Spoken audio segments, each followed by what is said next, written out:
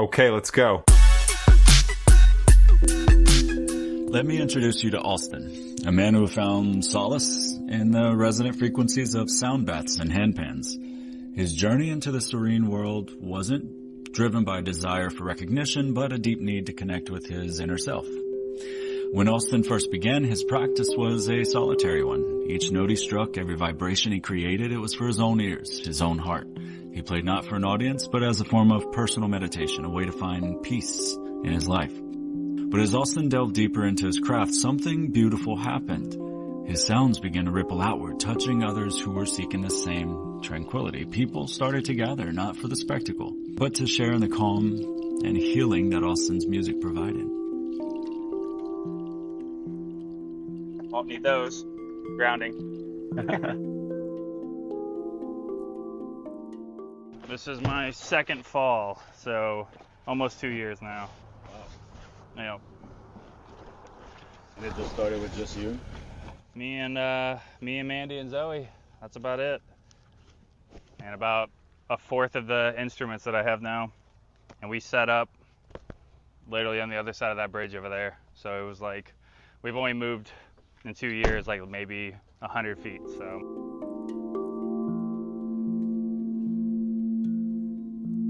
Alston's journey illustrates the profound beauty of human creativity when it's nurtured for the soul's benefit. It's about the art of creating something beautiful from the heart, which in turn creates a community bound not by fame, but by shared love. In this way, Alston exemplifies how starting small with passion and authenticity can lead to something truly impactful. A connection in the lives of many. Testing, testing, testing, testing, testing. A little bit. Plenty of water here. Those people walking by, it's like, what, have you not seen somebody bathing themselves down here before? What are you looking at? Going to live with someone on a boat, right? Yeah. Yep. Going to live with someone on a boat. It's an adventure, man. Heading out of state and then crossing the Gulf of Mexico. So it's an adventure for like sure. to South America? Bahamas. Just trying to stay present with it all, and definitely don't want to think too far ahead because a lot is up in the air right now. Yeah, I'm sure it can stress you out too when you try to control the future too much, predict the future.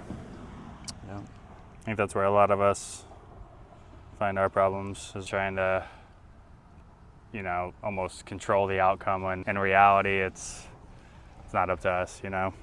That sweet present moment. Apparently you can buy some like wax for this to like help with some of the dryness around the notes. I don't know much about flute care. How long it took you to learn the flute? It's not as hard as you would think.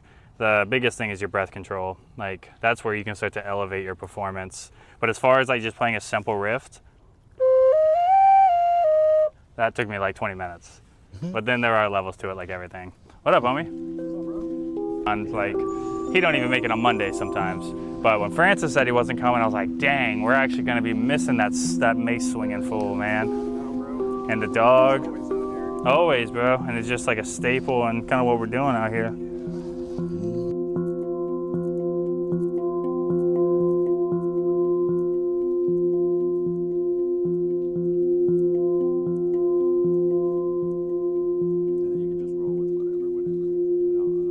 You've spent a lot of time in front of a crowd with this venture. Yeah.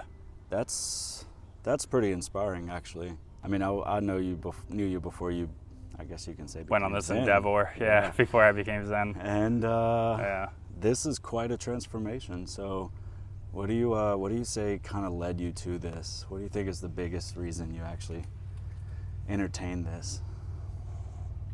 It's a good question. Maybe for the community of it. I never really like resonated with like going to like bars, and I don't really drink or anything, and like in South Louisiana that's like what everybody does when they want to go out and be social, but it's not like really what I want to do. And then I tried a few yoga studios and just didn't really click with me. and it wasn't. But I always like to come out here with my dog on the lakefront, so this was like the perfect thing that made sense. Like this is where I knew I liked to hang out, and it just seemed to work. You know, it just made sense. How hard was it to get the crowd that you got coming here now? Consistently, I had to be consistent, really. Like, honestly, I don't think I had much expectations with it. I still really don't have any expectations. I have hopes of what I'd like to see it become, but at the end of the day, I do this for free and I do it for me. So like, I don't really have any expectations of other people coming out to validate the experience, you know? Like, as long as I'm enjoying doing it, you know, then that's really the most important part.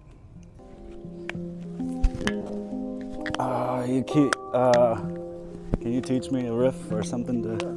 The notes go around in the key, starting from should be your right hand on the lowest note, and you want to hit it like so. It's got like this flat spot. You're kind of hitting it on any part of that flat spot, so not in here.